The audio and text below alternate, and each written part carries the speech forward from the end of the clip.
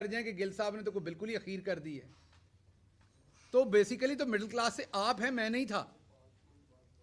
तो वो बोरी के साथ 5वीं जमात तक हमारी क्लास मूव करती थी। फिर हम हाई स्कूल गए जो गांव से कोई 3-4 किलोमीटर दूर था। हमें लगा वहां पर हम भी शहर जैसे स्कूल में बैठेंगे। वहां जाके हमें ये पता चला, दो चीज़ें पता चली। एक तो ये पता चला कि वहां भी 6ठी जमात से लेके 8वीं जमात तक टाट पे ही बैठना है। अच्छा, लेकिन वहां फर्क एक था, 5वीं तक घर से अपनी बोरी लेके जाते थे, 6ठी 7वीं 8वीं वहां टाट मौजूद था, तो बोरी बस्ते में नहीं डालनी पड़ती थी। तो ये फर्क था, ये तरक्की हो गई थी। उसके बाद ये भी पता चला कि पहली दफ़ा अंग्रेज़ी सीखनी है, ए क्या होता है, बी क्या होता है, सी क्या होता है, ये 6ठी जमात में पता चला। और ये पता चला जब बड़ी ABC लिखना सीख ली कि एक इसकी छोटी बहन भी है। जैसे बड़ी मरियम बाजी हैं, ऐसे कि छोटी मरियम बाजी भी हैं। बड़ी ABC अगर आपने सीख भी ली तो छोटी ABC भी लिखनी सीखनी पड़नी है।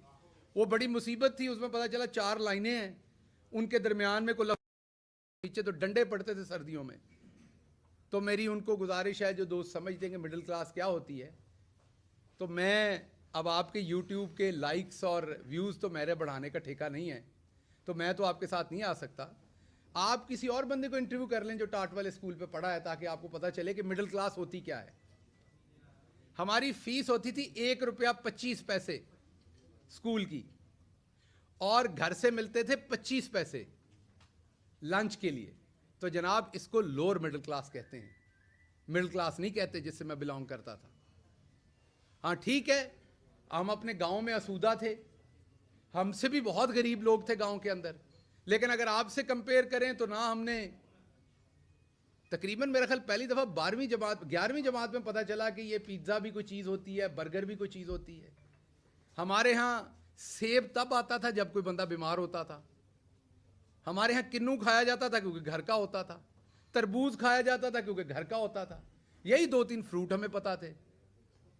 तो इसमें से निकल के शहबाज गिल पढ़ते पढ़ाते PhD की शहबाज गिल ने लीडरशिप में, क्योंकि शहबाज गिल के बड़े ख्वाब थे। 30 स्टूडेंट थे मेरे साथ। कितने जी? मेरे प्राइमरी स्कूल में 5वीं जमात में जब हम पास आउट हुए तो 30 स्टूडेंट थे। उन 30 में से एक हमारी बहादुर पाकिस्तान बहरिया के अंदर सिपाही के तौर पर 10वीं जमात के बाद दाखिल हो गया, और दूसरा शहबाज गिल। बाकी उन 30 में से किसी ने मैट्रिक पास नहीं की। तो शहबाज गिल ने बड़े ख्वाब देखे। शहबाज गिल सोचता होता था, फिल्में देखता था हॉलीवुड की कि अमेरिका की भी यूनिवर्सिटियां हैं। शहबाज गिल एक यूनिवर्सिटी में पढ़ाने गया, मैं नाम नहीं लूंगा, प्राइवेट यूनिवर्सिटी थी इस्लामाबाद की। उन्होंने मेरा इंटरव्यू लिया, इंटरव्यू में मैं नंबर 1 आया। वो अभी भी प्रोफेसर साहब हैं, एक यूनिवर्सिटी के वाइस चांसलर हैं। बाद में मेरी उनसे बड़ी दोस्ती बनी, लेकिन उनको किसी की सिफारिश थी तो उन्हें वो बंदा सेलेक्ट करना पड़ा। तो मेरा दोस्त जो मुझे साथ लेके गया था, वो मुझे बाहर पूछता है कि नहीं बात बनी? मैंने कहा नहीं, यूनिवर्सिटी बहुत छोटी है, मुझे ऐसी यूनिवर्सिटी में पढ़ाना है जिसके कॉरिडोर लंबे हों ताकि मेरा कोट उड़े जब मैं उसमें चलूँ। तो ये राणा साहब हाई कोर्ट में चलते हैं ना, तो इनके कोट उठते हैं। तो मैंने फिल्मों में देखा था कि प्रोफेसर्स के कोट होते हैं, वो पहनते हैं और वो कोट उठते हैं। तो वो ख्वाब देखता था मैं PhD की लीडरशिप में, अपने पैसों से, किसी स्कॉलरशिप के बगैर। पोस्ट डॉक्टरेट करने के लिए हुकूमत पाकिस्तान ने स्कॉलरशिप दिया। जरदारी साहब बैठे हुए थे उस टाइम, उन्होंने कहा सलाब आ गया, पैसे खत्म हो गए, गिल साहब तो आनू कोई पैसा नहीं देना। सो अपनी चीज़ें बेच के, अपनी प्रॉपर्टी बेच के मैं पोस्ट डॉक्टरेट करने के लिए अमेरिका चला गया। अमेरिका की दूसरी बड़ी university, university of Illinois Urbana champagne, और पूरे अमेरिका में इंटरनेशनल स्टूडेंट्स होस्ट करने वाली, जिस यूनिवर्सिटी में इंटरनेशनल स्टूडेंट पूरे अमेरिका में सबसे ज़्यादा हैं, वो यूनिवर्सिटी है। जिस यूनिवर्सिटी में मैंने पढ़ने का ख्वाब नहीं देखा था, अल्लाह रब्बुल इज़्ज़त ने करम किया और टाट स्कूल वाला बच्चा वहाँ पर 30 साल की उम्र में प्रोफेसर बन गया। पढ़ाना शुरू हुआ तो हम लोअर मिडिल क्लास से मिडिल क्लास में आ गए, हमारे यहाँ आसूदगी हो गई। अभी मैं अपने करियर के पीक तो मैं उसे नहीं कहूँगा, थोड़ा सा ऊपर था, तो मैं पाकिस्तान आता था बाकायदगी से, क्योंकि मैंने वहाँ की नेशनलिटी नहीं ली हुई थी। तो मेरी खान साहब से मुलाकात हुई, उन्होंने दावत दी, असद उमर साहब, खान साहब, उन्होंने दावत दी कि पाकिस्तान के लिए बड़ा ज़रूरी है कि पढ़े लिखे मिडिल क्लास के लोग आएँ। पाकिस्तान को लूट लिया गया है यहाँ की अशराफिया ने। आप जैसे लोग जो अपने मसाइल से निकले हुए हैं, आपको इन मसलों का पता है। मेरे जैसा बंदा जो बस पे बैठ के कॉलेज जाता था, मैं यहाँ वो टिपिकल सियासतदानों वाली आपके साथ नहीं करता। सारे लोग मेरे जानने वाले, मैं आपको 10 नाम बता देता हूँ जो मेरे साथ पढ़ते थे। गांव से होंडा CD70 के ऊपर बैठ के गवर्नमेंट कॉलेज फैसलाबाद आते थे, 25 किलोमीटर का सफ़र था। हमारे साथ, क्योंकि वो कॉलेज सबसे अच्छा था, साथ पढ़ने वाले बच्चे ज़्यादातर अशराफिया के थे। और हम जब आते थे, पहला लेक्चर 8 बजे शुरू होता था, तो 1 घंटा लगता था टांगें गर्म करने में। टांगें अकड़ी होती थी जब मोटरसाइकिल से उतरते थे, खड़े नहीं हुआ जाता था सीधा। इसलिए कहता हूं कि मैं मिडिल क्लास से हूं। मैंने वो सब कुछ देखा हुआ है, सहा हुआ है, बर्दाश्त किया हुआ है। उसके बाद पार्टी में आ गए। पार्टी में पहले 3 साल तो हमारी सोशल मीडिया ही हमें गालियां निकालती रही, पैराशूटर पैराशूटर। 2002 से खान साहब को सपोर्ट कर रहा हूं। यूनिवर्सिटी ने पहली दफा वीलॉग करना सिखाया 2010-11 में, आपने नाम नहीं सुना होगा। स्टूडेंट्स की मदद के लिए वहां पर वीलॉग करना सिखाया कि क्लास पढ़ाने के बाद जो उनके सवाल रह जाएं वो आप वीलॉग में बताएं उन्हें। तो मुझे अभी भी याद है, मैंने अपना भोंडा सा वीलॉग रिकॉर्ड कराने शुरू किए इमरान खान की मदद में। अभी भी यूट्यूब पे उस जमाने के पड़े हुए हैं। उसके बावजूद यहां आया तो पहले 3-4 साल जो हमारे सो कॉल्ड पार्टी के वारिस हैं, उन्होंने कहा जी ये तो पैराशूटर है, ये कहां से आ गया। उस नफरत को बर्दाश्त किया अंदर से। बाहर की अशराफिया की तो नफरत थी। अनकन्वेंशनल था, आपके साथ भी वैसे ही डील करता था, हामिद मीर साहब के साथ भी और कामरान शाहिद के साथ भी। वो मेरे लिए आप सारे सहाफ़ी थे, मैं तड़ाक करके जवाब देता था जो मुझे आता था। यही मेरी एकेडमिक लाइफ ने मुझे सिखाया था, क्योंकि अमेरिका में बच्चा आपसे खुल के सवाल करता है, आपका नाम लेके सवाल करता है। आप तैयारी करके क्लास में नहीं गए तो वो आपको उसी टाइम बता देता है। वहां आप जनाब लिहाज के चक्कर में आप गलत पढ़ा के नहीं आ सकते। आप ये नहीं कह सकते कि आज समोसे खाने का दिल है, क्लास नहीं पढ़ानी। आपको वक्त पे जाना है, पूरा काम करके वक्त पे निकलना है। मेहनत की, माँ बाप की दुआएं थी, दोस्तों की दुआएं थी, आप लोगों की बहुत सारों की मेहरबानियां थी। मैं पॉलिटिकल लाइफ में आगे चलता गया, वज़ीर आज़म के दफ्तर में पहुंच गए, वहां भी काम किया। लेकिन जहां जहां मैंने काम किया, मेरे कंधों पर 29 लोगों का वजन था हमेशा।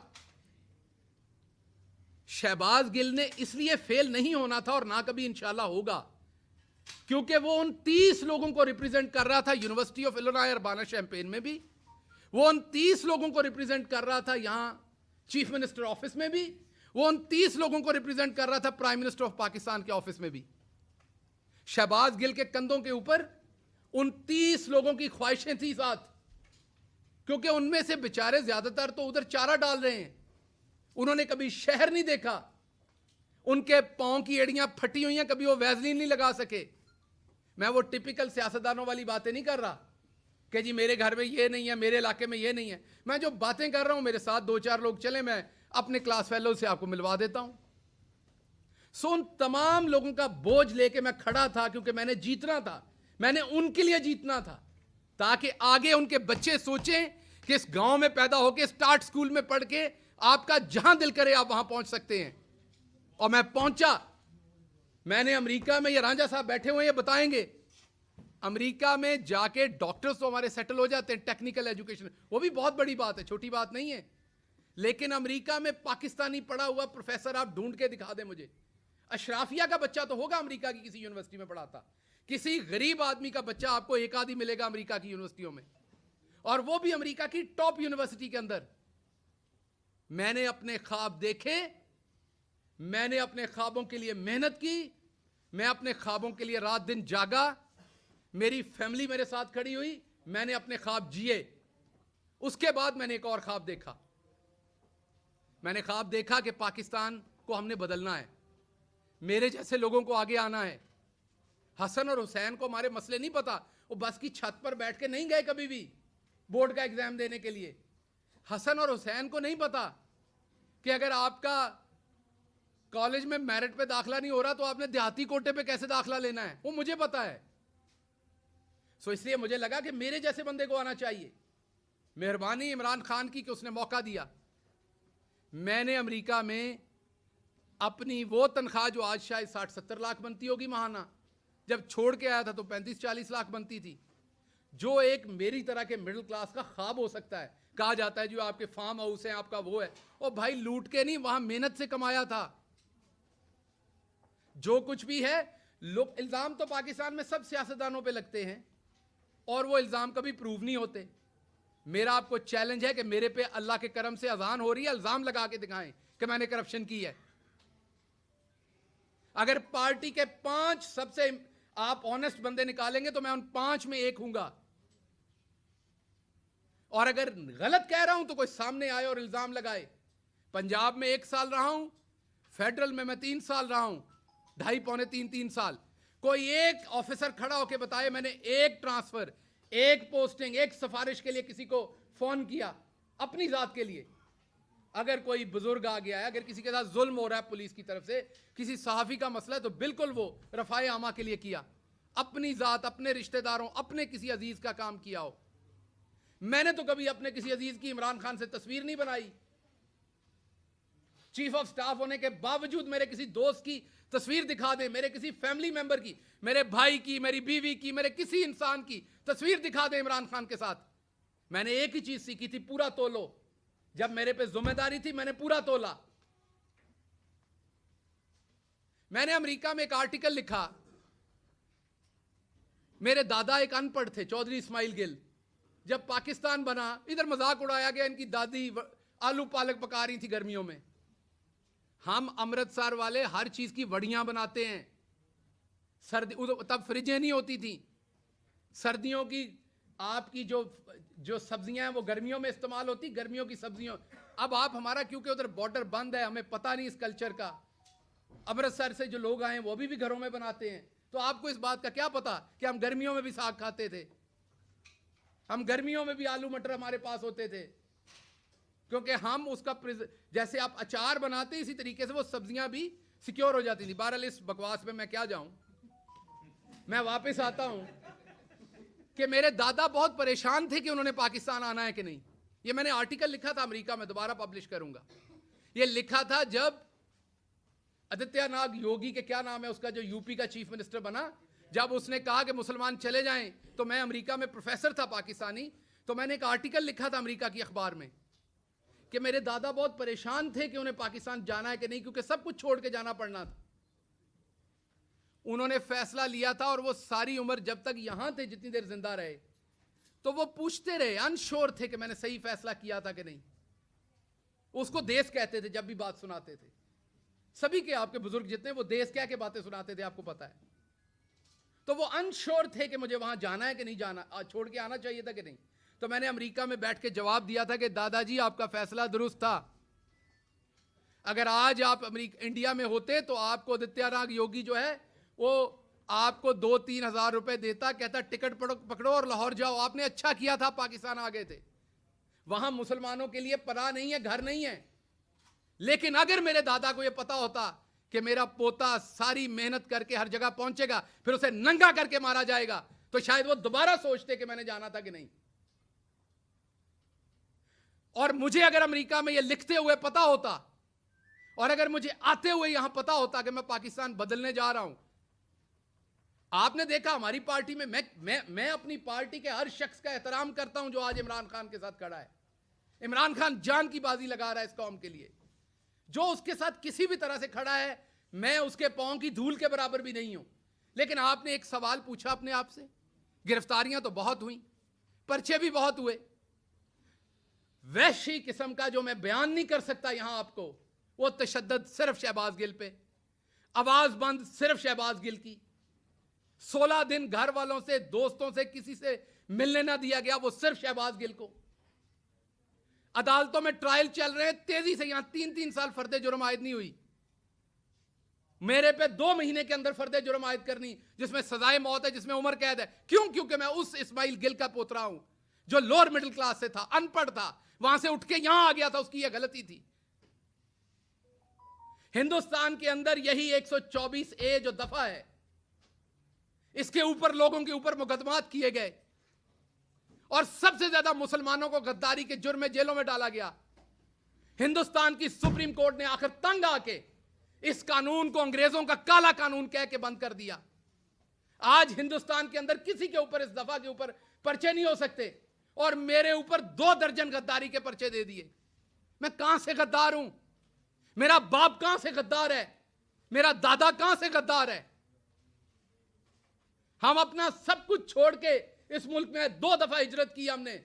मेरा दादा सब कुछ छोड़ के आया, मुझे मौका मिला, मैं दुनिया के सबसे सुपर पावर में गया, वहां की सबसे बड़ी यूनिवर्सिटी में गया, मैं टॉप सैलरी ले रहा था, अपने सारे मटेरियल ख्वाब जी सकता था, सब कुछ छोड़ के, अपनी फैमिली वहां छोड़ के मैं यहां आया। मुझे सब ने मना किया, मुझे पछतावा नहीं है, मैं इसकी कीमत दे रहा हूं। लेकिन आपको बता रहा हूं, ओवरसीज पाकिस्तानियों को बता रहा हूं, आपको यह बुखार नहीं होना चाहिए। मैंने आज रांझा साहब को बताया, इनको भी बड़ी चुल है यहां सियासत करने की। मैंने कहा आपको यह बुखार नहीं होना चाहिए, चुप करके वहां अपना काम करें, पाकिस्तान की मदद करनी, वहां से पैसे भेजें बस। खबरदार, आप मिडिल क्लास के लोगों ने सोचा कि आप सियासत करके इन वडेरों के बराबर बैठ सकते हैं। क्योंकि मैं इनसे डरता नहीं था, मैं बराबर के जवाब देता था, मेरे अंदर खौफ नहीं था, मैं इन वडेरों की औलाद को बराबर टीवी पे टक्करता था। मुझे तब भी धमकियां दी जाती थी। मैं वाहिद हूं पीटीआई में जिसने पीटीआई की हुकूमत में आप सबके सामने हाईकोर्ट में केस भुगते, मुंह पे स्याही डलवाई, अंडे खाए, जूते मारे गए मुझे। मेरी अपनी हुकूमत, मेरा अपना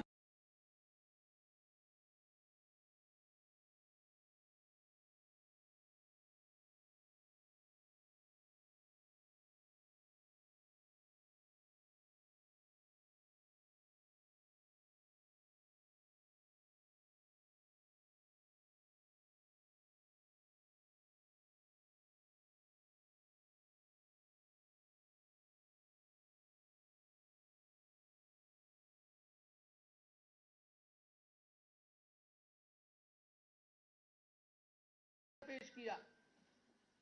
आप कहते मैंने ये गुनाह नहीं किया, नहीं आपने किया है, जबरदस्ती है आपके ऊपर कि आपने किया है गुनाह। अब क्या हो रहा है? छुपा के एफआईआर दी जा रही है। अगर मैं पॉइंट आउट करता हूं, कहते पार्टी छोड़ रहा है। लोग अपने अपने वीलॉग्स के व्यूज बढ़ाने के लिए शहबाज गिल पार्टी छोड़ने की सोच रहा है।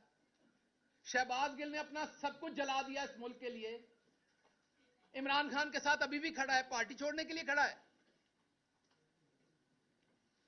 सो इसलिए मैं आज की प्रेस कॉन्फ्रेंस में जो सबसे इंपॉर्टेंट बात आपसे करने जा रहा था, वो अब करने जा रहा हूं। मेरे ऊपर एक बलूचिस्तान में एफआईआर दी गई, जिसको हमने वहां पर वुकला हायर किए। आम बंदे के लिए आम बात है, अमीर आदमी के घर में कोई बीमार हो जाए ना, आम बात है, ड्राइवर होता है, मैनेजर होता है, हॉस्पिटल फोन हो जाता है, वहां सब कुछ तैयार हो जाता है। ये पीछे असलम साहब खड़े हैं, इनसे पूछें हमारे जैसे फैमिलियों में जब कोई बीमार होता है तो क्या होता है, पहला फिक्र पैंदी है पैसे कितों ले आने ने। चलें ठीक है, मैं आप लोगों में से असूदा हो गया अमेरिका जाने में, लेकिन जानता तो हूं ना ये सारे मसले। इसी तरह जब केस बनता है ना गरीब आदमी पे, मिडिल क्लास पे, तो उसको पता होता है मैंने उस अदालत में पहुंचना कैसे, मैंने वकील कहां से करना है, मैंने इस मुकदमे को कैसे लड़ना है। क्योंकि आपका वो अशराफिया का नेटवर्क नहीं है जिसने आपको परों में छुपा लेना है। बलूचिस्तान में केस हुआ, बलूचिस्तान की हाई कोर्ट में गए, बलूचिस्तान के जज साहब ऑर्डर कर रहे हैं कि अगर कोई और एफआईआर है शहबाज गिल पे तो वो ले आओ। बलूचिस्तान के जज साहब के साथ झूठ बोला जाता है, एफआईआर नहीं लाई जाती उनके सामने, जो होती है उसे वो कानून के मुताबिक क्वैश करते हैं और एक एफआईआर करके छुपा के रखी जाती है, ताकि जब इस्लामाबाद में कोर्ट की तारीख भुगतने जाए इसको फिर दबोच लो। क्योंकि इस्माइल गिल का पोतरा है ना, ये कौन सा किसी नवाब का पोतरा है, दबोच लो दोबारा। लाहौर के हाई कोर्ट में आता हूं, मेरा सलाम है जजेस को, अल्लाह की कसम, जितने पेशेंस के साथ इस मुल्क के जजेस कोशिश कर रहे हैं इस टाइम, शायद ही कोई और कर रहा हो। लेकिन जो पूरा निजाम बना दिया गया है, ये जो इस टाइम हुकूमत बैठी हुई है, इनकी जो हटदर्मी है, जिस तरह जजेस के फैसलों को ये ब्रेक करते हैं, जिस तरह उसको रोकते हैं, उसका कहीं मुजाहरा हमने नहीं देखा। पहले 6 के करीब हेयरिंग्स हुई, हर दफा जज साहब ने कहा लाएं कौन सी एफआईआर है, झूठ बोले गए, नहीं बताया गया। अभी पिछली हेयरिंग में भी एफआईआर की पूरी तफसील नहीं दी गई, सिर्फ यह बताया गया कि हां जी बलूचिस्तान में एक और एफआईआर है। तो मेरा सवाल है, यह बलूचिस्तान हाई कोर्ट के जो ऑनरेबल जज का फैसला था कि कोई और एफआईआर है तो सामने लाएं, उसकी बेतौकीरी करने की जरूरत किसकी हुई है? मैं तो चलो मिडिल क्लास हूं, मेरी तो आप बार बार करेंगे, मैं तो एक गद्दार आपको मिल गया हूं, मुझे तो आप 2 डालेंगे तो 2 डालें, लेकिन कम से कम इससे 2 फायदे होंगे। एक तो मेरे जैसे किसी और को अमेरिका में बैठे बुखार नहीं होगा, वो दोबारा इधर को नहीं चढ़ेगा। आप लोगों के 2 ही काम है, उधर से आईफोन खरीदें 8-7, शैंपू खरीदें, बॉडी वॉश खरीदें, इधर के लिए और तोहफे खरीदें, बैग बनाएं, इधर हंस के तस्वीरें खिंचवाएं और वापस दफा हो जाएं। इधर हक मत मांगिएगा अपना बराबरी का, क्योंकि आपको आदतें पड़ी हुई हैं वहां की, आपको जुकाम हुआ है वहां का, वहां आपको दी जाती है बराबर की इज्जत। यूनिवर्सिटी ऑफ इलिनॉय में मुझे कोई गद्दार नहीं कह सकता था अमेरिका का, हालांकि मैं अमेरिका का शहरी नहीं था, मैंने अमेरिका के साथ वफादारी का हल कभी नहीं दिया था, लेकिन वहां मैं खुल के बात करता था, मुझे कोई गद्दार नहीं कह सकता था। लेकिन जिस मुल्क में मेरे दादा ने अपना सब कुछ छोड़ के पांव रखा, जिस मुल्क के लिए सब कुछ कुर्बान किया, वहां पर एक दफा नहीं 2 दर्जन गद्दारी के मुकदमा आते मेरे ऊपर। पूछा भी नहीं जा रहा, कोई जालिम पूछ भी नहीं रहा कि शहबाज गिल इनको लड़ लोगे। अब आपने अगर मुझे उम्र कैद या आपने मुझे सजाए मौत देनी, वो तो एक पर्चे में ही दे लोगे, तो 2 जान छुड़ाओ। आपने मुझे सजाए मौत देनी, दे दे, जान छुड़ाएं, क्योंकि मैं इस जिल्लत की जिंदगी में सजाए मौत से कम आपसे नहीं लूंगा। देनी है तो अब आपको मुझे सजाए मौत देनी है, मैं अदालत से मांगूंगा कि मुझे सजाए मौत दी जाए, क्योंकि मैं इस जिल्लत की जिंदगी नहीं जीना चाहूंगा। जो आप मेरे माथे पे लिख रहे हैं, इस्माइल गेल का पोता गद्दार नहीं है इस मुल्क का। आप किस तरह मुझे आपने मारा, मैंने गिला नहीं किया, मैं इतने महीनों से चुप हूं, क्योंकि इधर से उठाऊंगा अपना पेट नंगा होगा। मेरा मुल्क है ना, नहीं बात की मैंने, किसी ने कहा डर गया। आपने देखा जो आपके पास 1 घंटा 2 घंटे रहे, उन्होंने बाहर आके क्या किया? मैं 16 दिन रहा आपके पास, मैं चुप हो गया। सब्र है हम लोगों में, हम गांव के लोग हैं, हमें बड़ा सब्र है, हम लगे हुए जख्म भी माफ कर देते हैं, बहुत सब्र है, लार्जर गुड के लिए बहुत कुछ करते हैं हम लोग। मुझे पता है मेरे मुल्क को इसका नुकसान होना है। मुझे मेरी यूनिवर्सिटी ने कहा कि बताओ यहां किसको लिखना है। आपको पता है मैंने आज तक अमेरिकन एम्बेसी को खत नहीं लिखा, मेरी बीवी वहां बैठी है, मैंने उसे मना किया आपने किसी को ईमेल नहीं करनी। यहां किसी को जुकाम हो जाए तो ये हर फॉरेन जो कोई एनजीओ उसको लिखते हैं, यूएन में लिखते हैं, कहां कहां लिखते हैं। मैंने अपनी सारी फैमिली को मना किया कि नहीं लिखना, इंसाफ पाकिस्तान में लेना है, पाकिस्तान को बाहर बदनाम नहीं करना। यह सच है कि मेरे पे तशद्दुद हुआ, मेरे पास तस्वीरें हैं उसकी, लेकिन क्या बाहर जाके नंगा करूं अपने मुल्क को? तो मैंने अपनी पूरी फैमिली को मना किया कि आपने किसी बैरूनी इदारे को नहीं लिखना, इस मुल्क की तौकीर को नहीं छेड़ना आपने। तो उसका सिला अगर सजाए मौत है तो दे दीजिए, लेकिन ये बार बार मुकदमे ना कीजिए। मिडिल क्लास हूं, तकलीफ होती है। मैंने हराम नहीं कमाया हुआ गवर्नमेंट में, मैंने लोगों को हराम कमा के नहीं दिया हुआ, मैंने ट्रांसफर पोस्टिंग डीसी डीपीओ नहीं लगवाए हुए, मैंने हाउसिंग अथॉरिटीज के एनओसीज नहीं लेके दिए हुए, मैंने ग्रिड स्टेशंस के एनओसीज नहीं लेके दिए हुए। मुझे तकलीफ होती है इन केसेस को लड़ते हुए। आपने एक बनाया, उसके अंदर 13 दफात हैं, उसमें सजाए मौत भी हो जाएगी, करवाएं शौक से, जान छुड़ाएं, ताकि आइंदा कोई ये ख्वाब ना देखे, कोई मिडिल क्लास का शख्स ना देखे कि वो ईवान में जा सकता है। मैं माफी मांगता हूं कि मैंने ये ख्वाब देखा था, मैं माफी मांगता हूं कि मैं आपके बराबर समझता था अपने आप को। आप काश मुझे शुरू में दुत्कार देते, आप मुझे शुरू में मेरी औकात बताते। सो इसलिए मैं दोबारा आपको कहता हूं, मेरे पे मुकदमात करने सामने करें, ये छुपा छुपा के ना करें। मैं इतना ताकतवर शख्स नहीं हूं, ना मेरे पास कोई इतना नेटवर्क है पाकिस्तान के अंदर कि मैं आपके छुपे हुए मुकदमा ढूंढ लूंगा, कभी वहां से बलूचिस्तान से। वो मैंने जहां पे मेरे पे मुकदमा किया मैंने देखा है, वो 22 घंटे की मुसाफत है। तो उससे बेहतर नहीं आप इधर ही सजाए मौत दिलवा दें।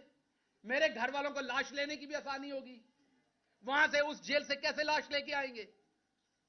तो कुछ तो सोचें। या ये जुर्म मेरा ये है कि मैं मिडिल क्लास से हूं, आपने फड़का के रखना है। मैंने कभी नहीं कहा कि किसी, इवन नून लीग के किसी बंदे को आज तक मैंने नहीं कहा कि उसे जेल में डालें। मैं मुजफ्फरगढ़ से निकला, हमारी हुकूमत थी उस शाम को, मैंने कहा मैं सबको माफ करता हूं। आपको मेरी प्रेस कॉन्फ्रेंस याद होगी, मुजफ्फरगढ़ में मुझे पकड़ा गया था, हमारी हुकूमत बन गई थी। मैंने कहा यहां से ऐलान करता हूं, मेरी पार्टी किसी नून लीग वाले को सियासी मुखालफत बयानबाजी पे अंदर करेगी, मैं खिलाफ खड़ा हूंगा जाके। अभी भी कहता हूं, हमेशा खिलाफ खड़ा हूंगा। एक तरफ करप्शन करने वाले नवाज शरीफ के बेटे की तस्वीर लीक हो गई थी, तस्वीर लीक हो गई थी, कुर्सी पे बैठे साथ टिश्यू पेपर का डब्बा भी था, और मेरी रात के 2 बजे तशद्दुद करके मेरा ये जबड़ा तोड़ के तस्वीरें खींच के मुझे ह्यूमिलिएट करने के लिए रिलीज की गई, इसलिए कि मैं चौधरी नजीर अहमद गिल का बेटा था, मैं मिडिल क्लास था, मेरा कोई रौला डालने वाला नहीं था। मैंने किसी सहाफी को पेट्रोल पंप या उनके प्लॉट नहीं दिए हुए थे, मेरी माफिया नहीं थी। ख्याल करें कुछ, ख्याल करें, ये ला इलाहा इल्लल्लाह मोहम्मद रसूलुल्लाह के नाम पे बना है मुल्क, ख्याल करें कुछ। अगर आम आदमी गलती से पहुंच जाता, ख्याल करें कुछ। बड़े सारे ख्वाब है मेरे, गांव के मेरे साथ जुड़े हुए, बड़ी सारी ख्वाहिशें हैं उनकी अभी, और मैंने सब लोगों की तरह उनको डबोया नहीं है। आपने मुझे 16 दिन रखा, आप मुझे दोबारा 16 दिन रखें, मेरे पे एक छींटा करप्शन का निकाल के दिखाएं। पाकिस्तान में आज करप्शन करना नॉर्मल है। मेरी फैमिली ने एक दफा 2000 रुपए का पेट्रोल, सरकारी गाड़ी का 2000 रुपए का पेट्रोल जो है वो प्राइवेट गाड़ी में डाल दिया। मैंने अपनी फैमिली से लड़ाई की, मैंने वो 2000 का पेट्रोल उसी टाइम कैश के साथ सरकारी गाड़ी में डाला। मैंने इबादत समझ के ये काम किया है। सो इसलिए या तो मुझे सजाए मौत दे, ये वाले काम मेरे साथ ना करें। हर दूसरे दिन आप मेरे पे एफआईआर दे देते हैं। मैं राणा सनाउल्लाह साहब उसके बाद कहते हैं कि जी भुगते हैं जी, इनके रोने निकल गए। मैं मास्क मांग रहा था, मैं रो नहीं रहा था। आपका सांस बंद होगा तो आपके मुंह से भी निकलेगी वो चीज। मेरा सांस बंद था। मैं चुप इसलिए हूं कि मैं बोलूंगा तो उसमें बेतौकीरी है। मैं बुजदिली से चुप नहीं हूं, मैं बेतौकीरी से चुप हूं। गुस्सा है अभी मेरे अंदर, मैं किसी अपने के बारे में कुछ गलत ना कह दूं, क्योंकि मैं गलत, आप अपना आपके साथ गलत भी करता है ना तो आप गलत वापस नहीं कह सकते। जिससे आपने सारी जिंदगी प्यार किया हो ना, आपके साथ वो ज्यादती भी कर जाए तो आप वापस गलत नहीं कहते। मुझे अदराक है कि मेरे मुंह से कुछ गलत नहीं निकलना चाहिए, वरना इससे ज्यादा मेरे साथ और क्या होना है। जो हो चुका है, जो हो रहा है, मेरी आपने पूरी जिंदगी पिछले 6 महीने में तबाह करके रख दी। आप यहां तक नहीं रुके कि आपने मेरी बीवी पे झूठे केसेस बना दिए। मेरी बीवी जो कि एक प्रोफेसर है, पढ़ाती है, वहां पे पढ़ती है, पीएचडी कर रही है, आपने उसमें झूठे केसेस बना दिए ताकि वो पाकिस्तान ना आ सके। मुझे आपने ईसीएल पे डाल दिया ताकि मैं अपनी फैमिली से ना मिल सकूं। सब कबूल है, गद्दार मत कहिए, गद्दार नहीं हूं मैं। और जो करना है वो एक एफआईआर में कर लीजिए, आपके हाथ में है। और मैं आपको बता दूं, मुझे किसी ने नहीं बचाना, मुझे यह भी बताया।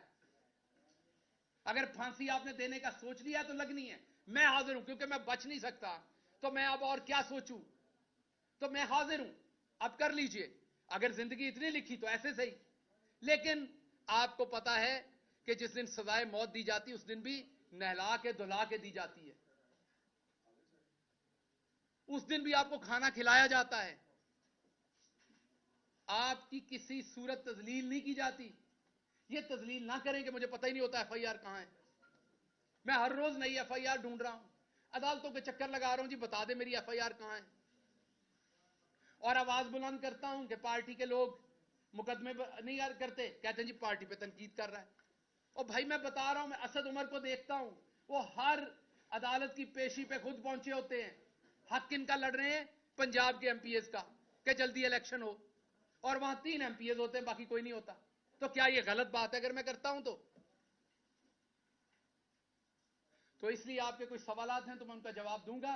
मैं सिर्फ ये चाहता हूं कि आपने जिस तरीके से फवाद चौधरी के केस में 4 दफा हाई कोर्ट के जज की बेतौकीरी की, इंडियन सुप्रीम कोर्ट फैसला दे चुकी है 124 ए पे। बंदयाल साहब, आप शान है पंजाब की, पाकिस्तान की, बड़ी बड़ी आपसे तौक़ात है, दुनिया की बेस्ट यूनिवर्सिटी से पढ़े हुए हैं। Please move your pen. अगर आप अभी जस्टिस नहीं करेंगे ऑनरेबल जज साहब, तो कब करेंगे? अगर इंडियन सुप्रीम कोर्ट हटा सकती है, अंग्रेज जो हमारे ऊपर गासिब था, हम जिसके गुलाम थे, वो कहता था इस केस में आप गद्दार हैं, अब तो ये हमारा अपना मुल्क है, अब हम गद्दार कैसे हो गए? या फिर बता दीजिए कि ये अभी भी सिर्फ अशराफिया का मुल्क है, मिडिल क्लास गांव के लोग अभी भी यहां गद्दार हो सकते हैं। बताएंगे किसी एक शहजादे को आपने गद्दार कहा हो? बताएंगे किसी एक शहजादे पे आपने चला होगा तो हबीब जालिब पे चला होगा, चला होगा तो फैज पे चला होगा। मिडिल क्लास के लोगों को ही गद्दार कहा गया, उन्हीं पे केसेस चले। तो इसलिए मेहरबानी कीजिए चीफ जस्टिस साहब, आपकी खामोशी भी अब तकलीफ देती है। मेहरबानी कीजिए, पाकिस्तानी आपकी तरफ देख रहे हैं। पूरे एहतराम से मैं कह रहा हूं, मैं पूरे एहतराम से जजेस को कह रहा हूं कि आपकी तरफ देख रहे हैं। मैं आपसे यह भी वादा करता हूं, कोई आया तो मैं उसे एयरपोर्ट पे खुद रोकूंगा। मैं आप किसी ओवरसीज पाकिस्तानी को सियासत में नहीं आने दूंगा जो ईमानदारी से सियासत करना चाहता है। हां, वो वाले तो आएंगे जो आते हैं, वजीर आजम बनते हैं, काम पूरा करते हैं, बक्सा उठा के वापस चले जाते हैं। कोई हमारी तरह का आने लगेगा ना मिडिल क्लास, तो मैं उसे कहूंगा नहीं आना। मुझे यह समझ आ गई है कि हमारी ये औकात नहीं है। मुझे अच्छी तरह से समझ आ गई कि हम इस चीज के लिए नहीं बने।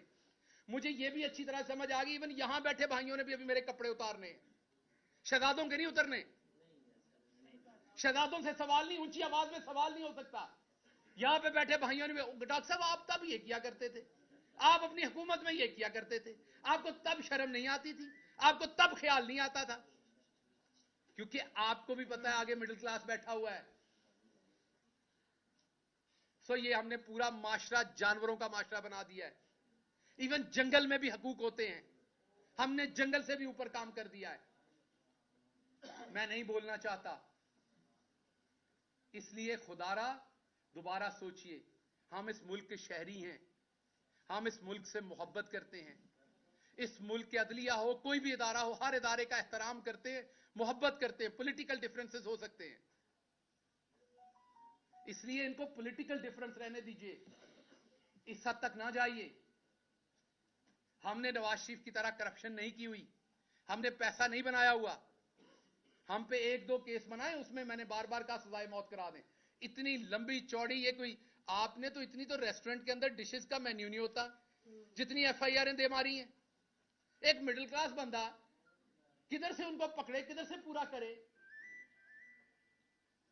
कोई सवाल जी? डॉक्टर साहब ये फरमाइएगा कि पहली बात तो ये है डॉक्टर साहब कि जितने भी हमारे सहाफी हैं, जो कुर्सी पे होता है हम सवाल करते हैं। नहीं हाजिर हूं। हाँ, और सख्त सवाल भी करते मैं हैं। माजरत अगर मेरी कोई बात आपको बुरी लगी। बात नहीं, हमें ये नहीं है, और ऐसा नहीं है कि हम किसी पे ऐसे कर रहे हो, ये गलत बात है, ऐसा नहीं है।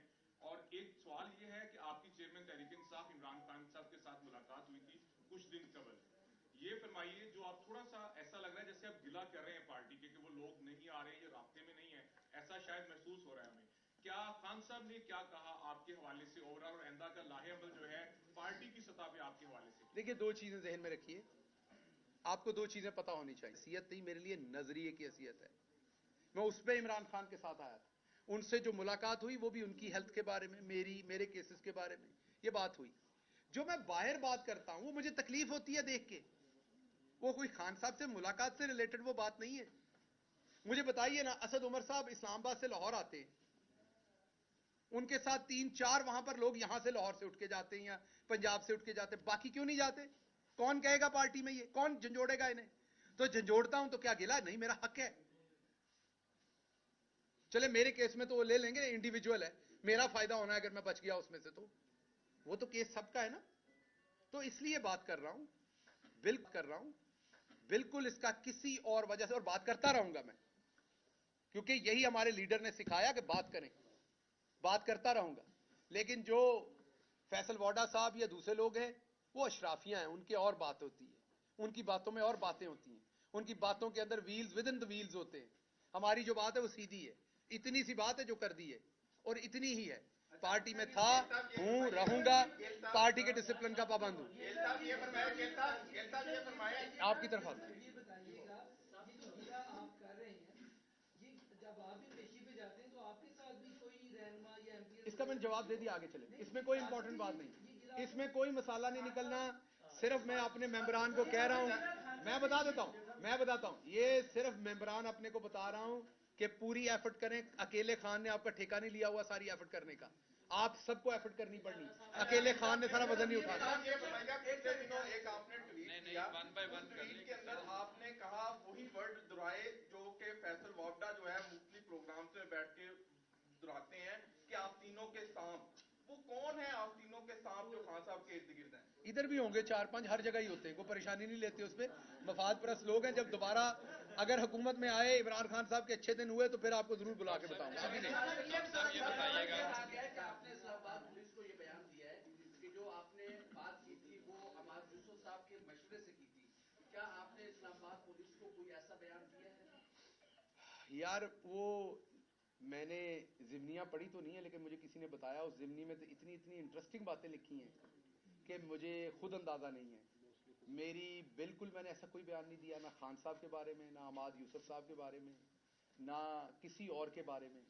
तो ये बिल्कुल गलत है, क्योंकि केस अदालत में, इसलिए मैं उस पर ज्यादा बात इसलिए नहीं कर सकता कि उसका फायदा नुकसान दूसरी पार्टी उठा लेती है, लेकिन ये बिल्कुल गलत बात है। डॉक्टर साहब ये बताइएगा कि पिछले दिनों जो है वो सीनियर रहनुमा नून लीग के जावेद लतीफ, उन्होंने भी प्रेस कॉन्फ्रेंस की, उसमें उन्होंने कहा कि हमारे साथ कोई डबल गेम कर रहा है। हमारे दौर में हमारे ऊपर नामालूम अपराध के पर्चे होते थे और इधर जो है वो सरकारी अफसरान से पर्चे दिलवाए जा रहे हैं इनके खिलाफ।